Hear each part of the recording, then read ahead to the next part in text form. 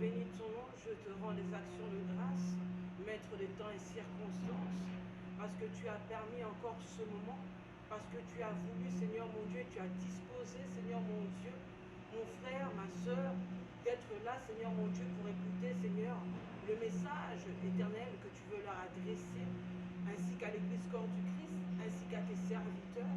Je bénis ton nom, j'élève ton nom. Je te rends des actions de grâce pour cela, éternel Dieu des armées. Reçois toute la gloire qui te revient, toi le Dieu d'amour. Le Dieu qui ne se lasse pas de pardonner. Le Dieu, Seigneur mon Dieu, qui ne dédaigne pas un cœur brisé et contrit. Le Dieu rempli de compassion, riche en compassion. J'élève ton nom en ce moment, je bénis ton nom. Je te loue, toi qui as donné ton Fils unique Jésus-Christ de Nazareth, afin que si nous croyons en lui, nous ne périssions point, mais ayons part à la vie éternelle. Je te lève le Messie, toi qui es le poteau de la croix pour les multiples fautes, iniquités, péchés et transgressions. Je te rends les actions de grâce, toi qui as été obéissant à l'Éternel des armées, obéissant jusqu'à la mort de la croix. Toi qui as fait don de ta vie pour des pécheurs, pour des iniques, des gens méchants, des gens ingrats, des gens insultants, éternel Seigneur Jésus-Christ. Merci parce que tu as vaincu l'adversité, tu as vaincu l'opposition par ton obéissance. Je te rends les actions de grâce, cher Saint-Esprit de Dieu, l'Esprit des vérités qui nous conduit dans la vérité, l'Esprit qui habite en nous, l'Esprit qui a fait de notre corps sa demeure, l'Esprit qui nous conduit dans les eaux profondes, l'Esprit qui nous révèle les choses cachées, l'Esprit qui confond l'ennemi, Satan, le diable, par la connaissance que tu nous donnes de ta volonté en ce temps de la fin, en ce temps où l'Église doit se repentir, en commençant par le sacrificateur jusqu'à la brebis, chercher ta face, en ce temps de confinement que nous devons mettre à profit, Seigneur mon Dieu, pour écouter ainsi dit l'Éternel. J'élève ton alléluia. Je prie que ton sang, Seigneur Jésus, balise ce moment, balise ce message, cette vidéo, et que Satan, le diable, ne puisse pas tordre le sens de ce message par l'incrédulité. D'ores et déjà, je vois l'échec, tout ce que l'ennemi a pu fomenter pour nous alourdir, amener un esprit d'assoupissement, divagation des pensées. Et je te proclame, roi, tu es Dieu. Bien-aimé, je vous salue, je vous dis bonjour. C'est encore moi, la sœur Bénédicte. Je viens au-devant de vous donner en fait la suite des messages que je reçois de la part de l'Éternel pour vous et moi. La fois passée, nous avons parlé en fait de la repentance. C'était un message concernant le coronavirus que l'Éternel m'avait donné. Je n'ai pas fini, j'ai la suite des messages, je ne l'ai pas fini parce que je dois en fait le mettre sur vous, si vous voulez. Il est en ébauche et je dois en fait aligner tout ce que l'Éternel me dit en fait. Donc j'ai eu du temps. En ce temps de confinement, nous sommes confinés, malgré nous, ce n'est pas de notre gré, ce n'est pas quelque chose que nous avons demandé, mais c'est quelque chose que nous subissons tous. Bien-aimé, j'aimerais te dire, pasteur, prophète, apôtre, docteur, enfant de Dieu, que ce temps-là, tu dois vraiment le maximiser, le potentialiser, l'optimiser. Pourquoi? Parce que beaucoup de gens n'ont pas, comme toi, la chance, je veux dire, beaucoup de gens n'ont pas cette opportunité, je dirais plutôt, de se rapprocher davantage de l'Éternel Dieu. En ce qui me concerne, je travaille la nuit, là je vais partir, je vais courir aller travailler, j'aurai fini demain à 7 h du matin, et nous sommes nombreux comme ça. Ceux qui travaillent dans l'alimentaire, ils n'ont pas ce temps de confinement, ils n'ont pas ce temps où ils peuvent en fait mettre ce temps qui leur est imparti à profit devant la face de l'Éternel. Ceux qui travaillent dans les hôpitaux, ceux qui travaillent dans les trains, les transports en commun, là maintenant il y a des bruits, je ne sais pas si vous entendez, c'est des ouvriers en fait qui construisent, je ne sais pas, je crois que c'est un bâtiment ou un immeuble qui sont occupés à construire. En tout cas, vous entendez des bruits de fond. Ce sont des ouvriers qui sont là et qui sont en train de travailler. Donc beaucoup de gens n'ont pas cette, ne profitent pas en fait, ne peuvent pas mettre à bon escient ce temps qui leur est imposé de confinement pour chercher la face de Dieu profondément, pour être en profondeur auprès du Seigneur Jésus. Donc toi, tu dois le mettre à profit. Quand tu entends cette vidéo, tu dois le mettre vraiment à profit. Donc, principalement, ce que l'Éternel a donné comme message, je reviens vers vous, c'est au sujet du songe que j'ai fait l'année passée au mois de juillet. Je vais d'abord vous dire que je viens devant de vous l'Éternel Dieu des armées. Dans la ville de Nogent-sur-Marne, en France, nous allons lire la parole de Dieu. Dans Ézéchiel 3, versets 17 à 21, pour vous expliquer à peu près qu'est-ce qu'une sentinelle. La parole de Dieu nous dit dans Ézéchiel 3, versets 17 à 21, Fils d'homme, je t'ai donné pour sentinelle la maison d'Israël.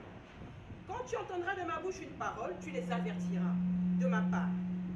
Donc c'est l'Éternel Dieu en fait qui établit une personne en tant que sentinelle. Je ne suis pas autoproclamée en tant que sentinelle. Vous verrez dans les vidéos précédentes, je vous ai expliqué comment ça s'est passé.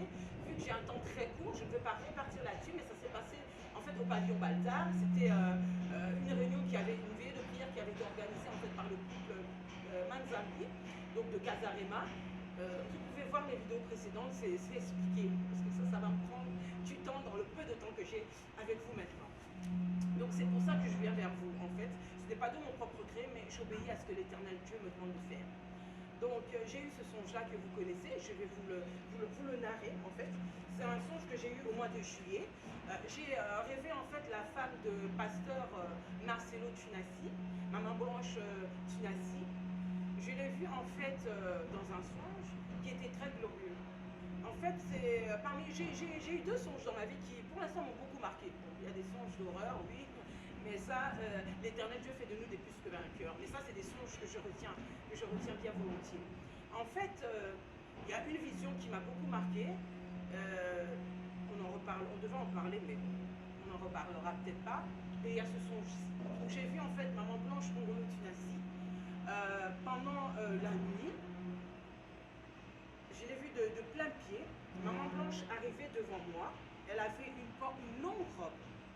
Une très longue robe qui arrivait jusqu'au malléole. Et elle s'est avancée. Quand elle s'avançait, il y avait de la gloire, il y avait de l'autorité, il y avait de la gloire comme de la dignité. Elle s'est avancée en fait à côté de moi, elle s'est assise à ma gauche. Et il y avait le Saint-Esprit à ma droite. Je vous expliquerai pourquoi je parle du Saint-Esprit.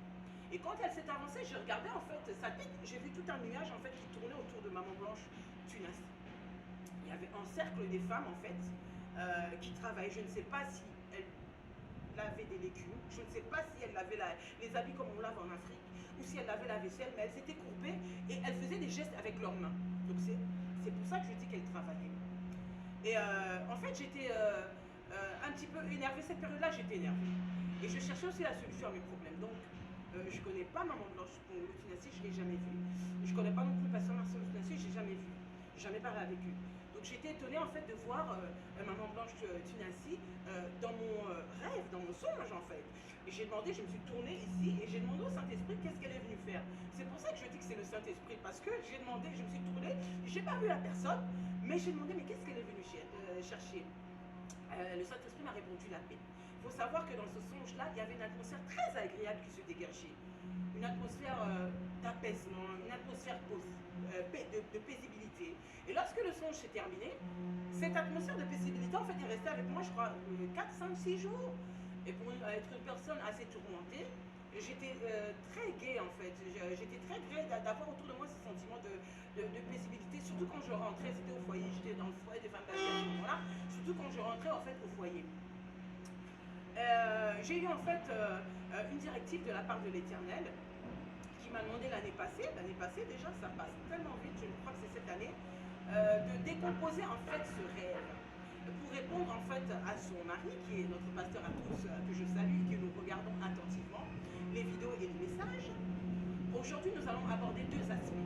Donc j'aimerais déjà dire, parce que j'ai entendu comme vous tous la vidéo du pasteur Marcelo sur l'école des serviteurs, sur le port des pantalons. Le pasteur Marcelo nous dit que le porter un pantalon en fait porter un pantalon avec une longue chemise par exemple, ou une longue tunique, en fait qui cache des parties intimes on va dire, ton corps intime féminin, il n'est pas contre ça. Il est contre les pantalons qui sont serrés, les pantalons qui sont taille basse. Mais la parole de Dieu nous déclare qu'on ne doit pas porter en fait d'habits d'homme. Maintenant, dans notre société actuelle, il faut savoir que le pantalon, il est fait d'homme. C'est vrai qu'il y a des pantalons de femmes.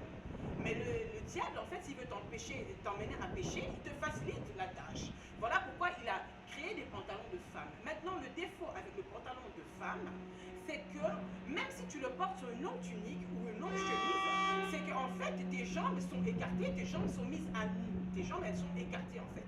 Et c'est pour ça qu'il est préconisé pour une femme de porter une longue robe. D'ailleurs, vous verrez bien que Pasteur Marcelo, il a une sœur, je crois que c'est sa petite sœur, Pasteur Fifi Bololo, Fifi Bilolo, pardon, Tinassi, que vous voyez aussi prêcher et qui prêche aussi à l'église Compassion. Vous ne la verrez jamais en pantalon. D'ailleurs, vous ne la verrez jamais en pantalon. Il y a des photos d'elle aussi que j'ai pu observer sur YouTube, Google. Vous ne la verrez jamais en pantalon. Sa propre sœur, vous pouvez vous poser la question, pourquoi est-ce que la propre sœur du pasteur Marcelo Tunassi, pasteur Fifi Bilolo, ne porte jamais de pantalon? Tu peux poser la question à ton voisin de gauche, à ton voisin de droite à l'église, ton voisin qui te sourit et même celui qui te boude. Pourquoi pas? Ça vous fera un sujet de conversation autour de la parole de Dieu. Et c'est une question très instructive d'ailleurs. Pourquoi est-ce que la femme du pasteur, la petite sœur du pasteur Marcelo ne porte pas de pantalon? Le pantalon est indécent. Que vous le portiez sur, et je me base sur cette parole de Dieu qui dit qu'on ne peut pas porter un vêtement d'homme. Maintenant, ici au XXIe siècle, là où nous sommes, nous savons que le pantalon est institué pour l'homme, même si au départ ce n'était pas pareil. Il faut savoir que la culture que nous trouvons dans la Bible, la culture juive en fait, il faut savoir si elle s'accorde en fait avec la parole de Dieu. Maintenant, un pantalon exhibe en fait tes jambes. Elles sont écartées, elles sont mises à nu. Voilà pourquoi il est interdit en fait à une femme de porter, une femme chrétienne de porter un pantalon. Maintenant, ça c'est les Écritures qui nous le disent. Maintenant, sa femme qui est sa chair, que je ne connais pas, je ne les ai jamais vues. J'habite en Belgique, je suis allée au Congo-Kinshasa, je suis allée jusqu'à cette église-là, mais par faute de temps, on ne m'a pas reçue, je ne les ai jamais parlé. Elle est venue me visiter en songe avec une très longue robe qui se dégageait de gloire. J'ai toujours posé la question au pasteur Marcelo, je n'ai pas eu de réponse. Pourquoi est-ce que sa femme, Maman Blanche, portait une longue robe? Si les pantalons ne sont pas interdits, pourquoi est-ce qu'elle n'était pas en pantalon? En second lieu, la parole de Dieu nous déclare en fait dans Timothée, dans 1 Timothée 2 à 9, je vais chercher 1 Timothée 2 à 9.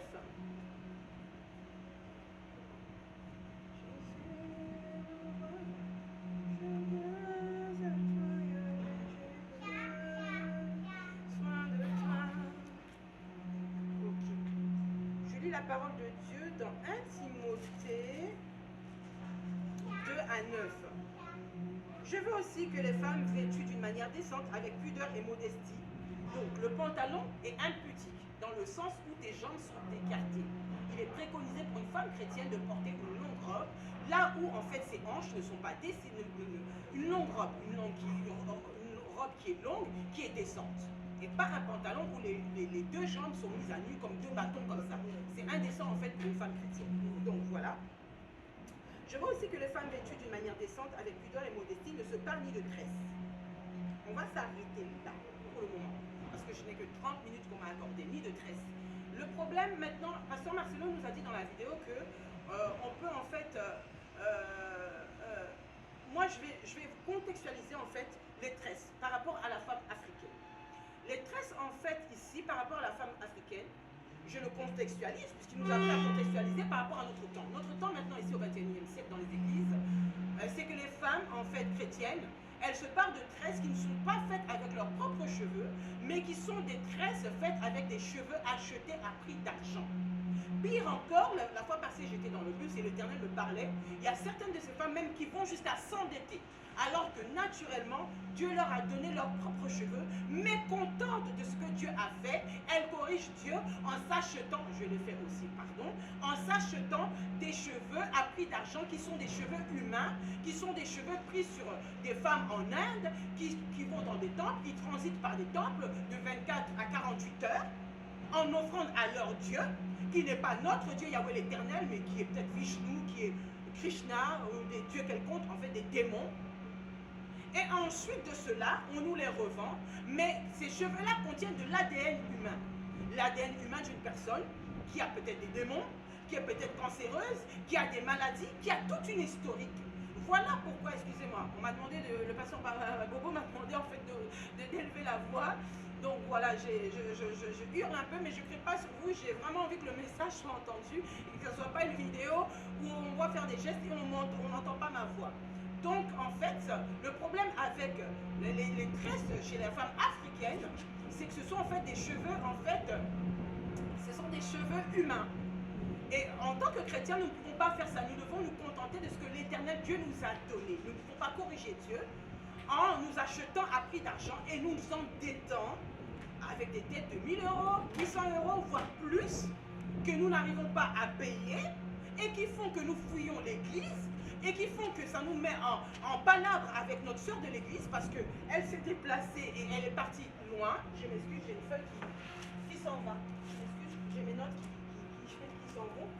Elle est partie loin, elle s'est déplacée, elle est partie jusqu'à, je sais pas, en Inde, elle est partie jusqu'à Dubaï pour acheter des faux cheveux, en Turquie, pardon, pour acheter des faux cheveux. Elle vient, elle te les vend, alors que toi, tu as déjà des cheveux que Dieu t'a donnés. C'est un péché. Et les pasteurs conçoivent ça. Les pasteurs autorisent ça. C'est pour ça qu'en ce temps de confinement, Église, pasteurs, docteurs, apôtres, nous devons nous centrer sur la question du dépouillement. C'est un temps, mets-le à profit. Tu le subis, le confinement. Tu ne l'as pas voulu, je ne l'ai pas voulu, nous le subissons. Donc, t'es cloîtré dans les quatre coins de mur de ta maison ou de ton appartement. Chrétien, chrétienne, prends le temps de fléchir tes genoux devant l'Éternel Dieu. Il s'agit de ta vie, de ton éternité. Tu fais un mot, tu n'es pas au courant, ce n'est pas une raison. Parce que la Bible déclare, la Bible a déjà prévu un verset pour ça. Mon peuple périt parce qu'il lui manque la connaissance. Tu vas périr en enfer parce que tu n'as pas eu la révélation et tu n'as pas voulu la voir. Il y a un temps qui t'est donné maintenant, c'est le temps de confinement, pour savoir si réellement les faux cheveux, les cheveux humains, le plastique qui t'amène des calvities, des chutes de cheveux spectaculaires, vont t'emmener au ciel ou en enfer. Non, la repentance ne se calque pas seulement sur le dépouillement. La repentance se fait au niveau du caractère, au niveau du langage. C'est ce qu'on nous inculque déjà à l'église. Mais la pièce ajoutée, la pièce que l'église n'a pas, c'est le dépouillement. C'est pour ça que quand je viens vers toi, j'insiste sur ça.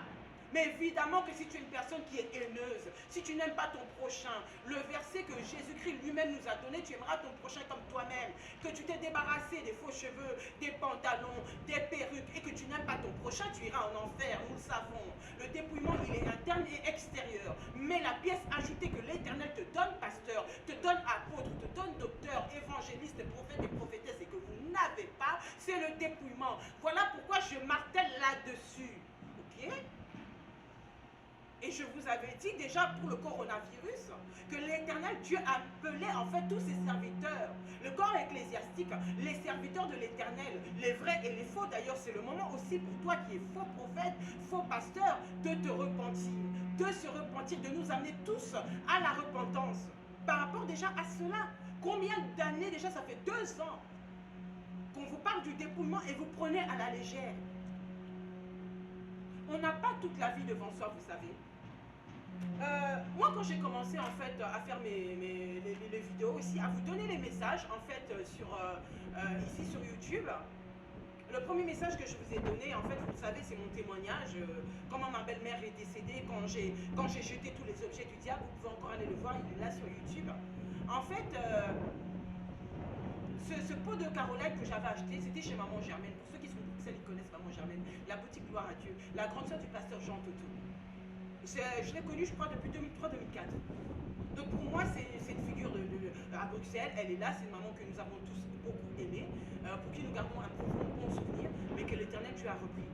Et ça, ce sont les pagnes, en fait. J'étais à l'appartement et j'étais couverte avec un pagne et je regardais. Et ça, ce sont les pagnes que maman Germaine, en fait, m'avait vendues. Elle les vendait à 5 euros. À ce temps-là, je priais à l'église de pasteur Jean-Jacques Combat, de l'Éternel, les temples de l'Éternel à Charité.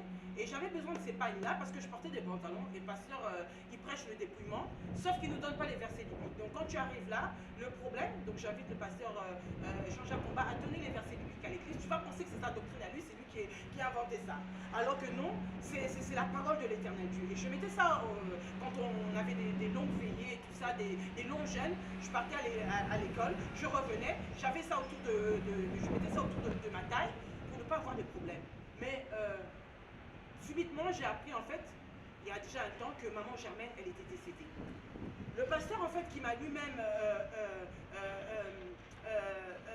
fait passer dans les eaux du baptême, c'est le pasteur Moutibélé à l'église de la Nouvelle Jérusalem, au domaine à Molenbeek. Il est décédé et sa femme, en plein confinement aussi, est partie.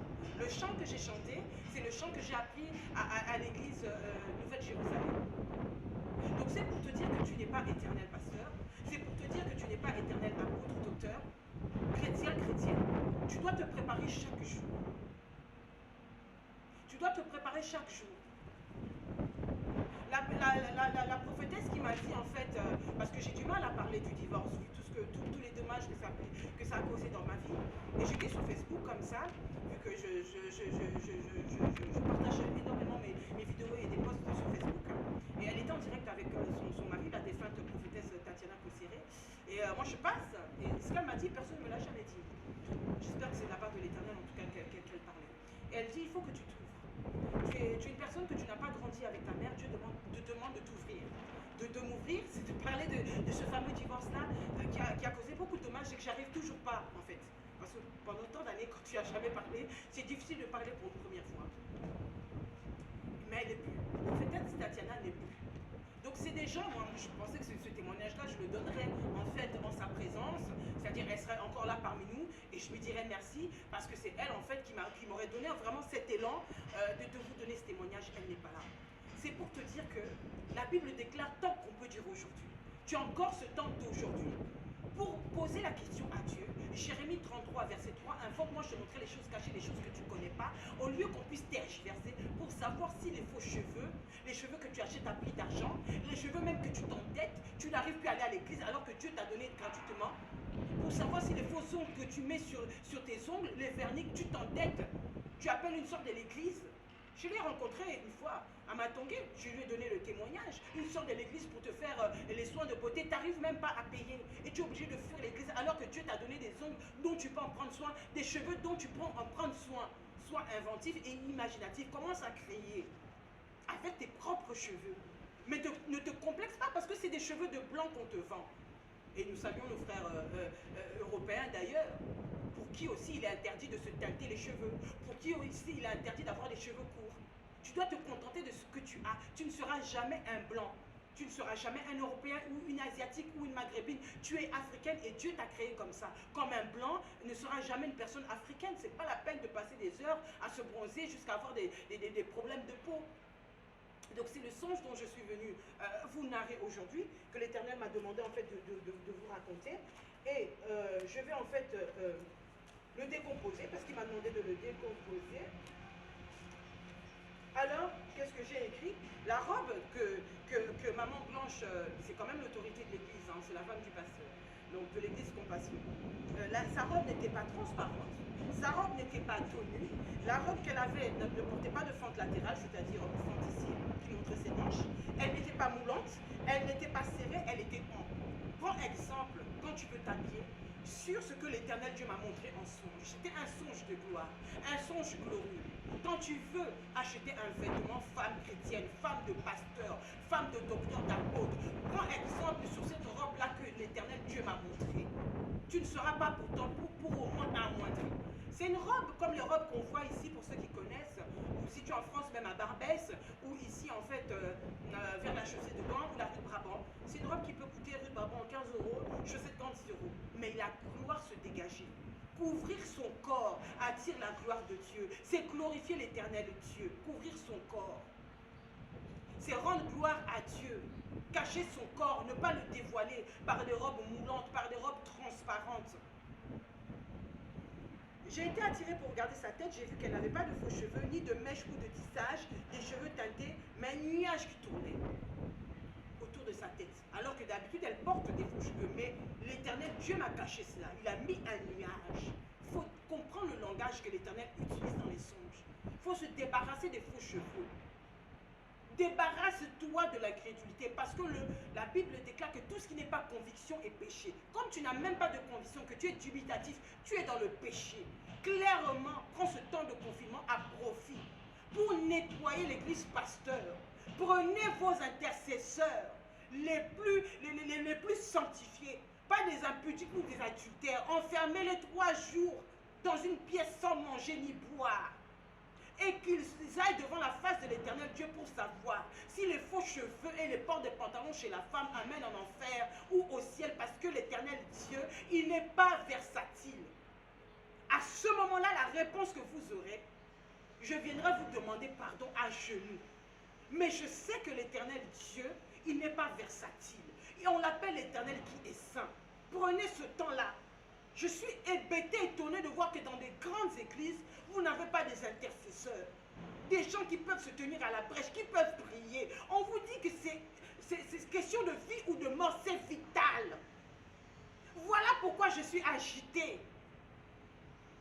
Quand celui qui garde une ville, s'il garde sans l'Éternel, il garde enfin. C'est une responsabilité d'être sentinelle. Tu es là, tu vois le mal venir, tu dois avertir les pasteurs, tu dois avertir l'église. Et comment voulez-vous que je sois passible, que je sois calme, alors que la vie de millions de personnes est engagée? Si moi je suis agité, et toi qui es pasteur, comment tu peux garder ton calme, ton sang-froid? Comment tu peux être passible? Prophète, docteur, apôtre, ton châtiment sera plus sévère. Plus tu as été élevé, plus tu as été élevé que tu n'arrives pas su prendre tes responsabilités à cœur. En enfer, tu auras une punition proportionnelle à ton élévation. En enfer, tu auras une punition proportionnelle à ton élévation. Prends ce temps de confinement pour prendre les serviteurs de l'Éternel dans ton église, les intercesseurs, pour jeûner, pour prier devant la face de l'Éternel, parce que Dieu a mis pause justement pour ça. Dieu a mis pause et personne ne sait mettre play. Pour que vous puissiez prier dans vos maisons, femmes de Dieu, pour que tu saches si je dois me tenir devant les gens avec des faux cheveux, si je dois me tenir maquillée. Le maquillage vient de Jézabel. Esther ne s'est jamais maquillée. Maquillage est égal à déguisement. Il a mis pause pour ça. Ne reprends pas ta vie comme auparavant. Que tu aies pu quand même potentialiser ce temps de confinement. On a tellement crié sur le dépouillement à tes oreilles. Maintenant, prends ce temps pour prier, pour savoir si oui ou non, est-ce de Dieu ou pas de Dieu. Prends ce temps parce que Dieu a mis pause pour cela aussi. Pour que nous puissions nous repentir, réfléchir sur nos voies.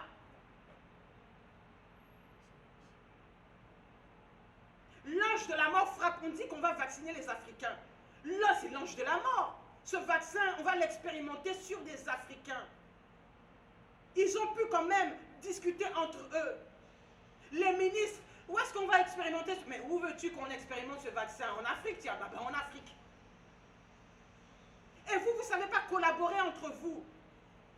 Vous avez eu droit.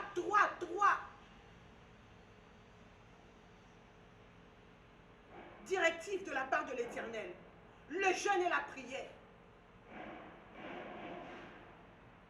L'unité des saints et la repentance. Et qu'est-ce que vous en faites? C'est pas pour décorer la maison. Les messages que l'Éternel Dieu me donne, qu'est-ce que j'en fais? C'est pas pour moi pour décorer la maison. Regarde la vidéo de pasteur Mireille Banza sur la sodomie. Regarde. Maman pasteur, Dieu a mis pause pour que tu pries.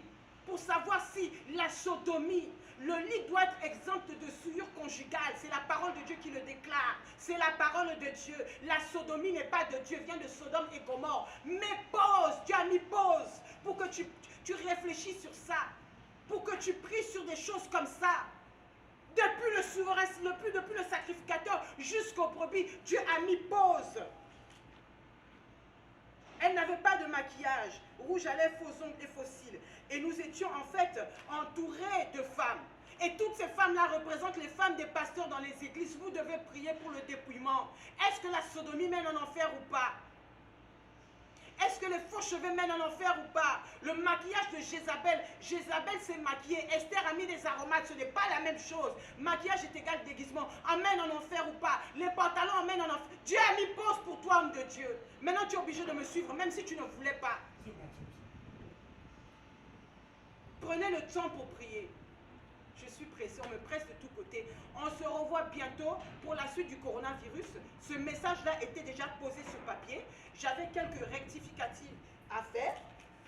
Si on me permet encore. J'ai bien vu en fait depuis l'évangéliste Lise Manzambi, docteur Aksa Olangui. Quand je vous ai donné le message en fait sur à propos du pavillon Baltar, tu ne verras pas la nudité de ton père, je suis l'Éternel ton Dieu. Tout le monde au Zénith là-bas s'est habillé en robe. Dès que le Zénith est fini, tout le monde est reparti dans les pantalons.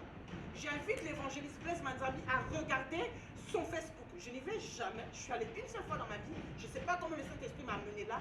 Et j'ai lu ce message que vous avez lu. Et vous avez commandé « J'aime quand tu me parles ». Que vous avez un rôle à jouer par rapport à la repentance.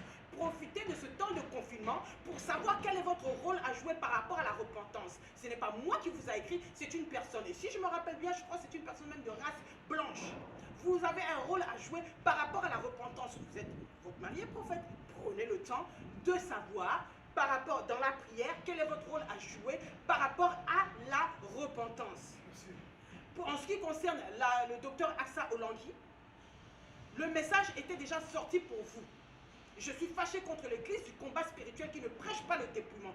Prenez ce temps de confinement à profit pour savoir si, déjà, tout ministère s'exerce dans une église, pas en dehors d'une église. Ça, c'est contre la doctrine de Christ de créer un ministère qui se proclame ne pas être de l'église. Il faut prendre le temps dans la prière pour savoir si les pantalons, les faux cheveux, les maquillages emmènent en enfer.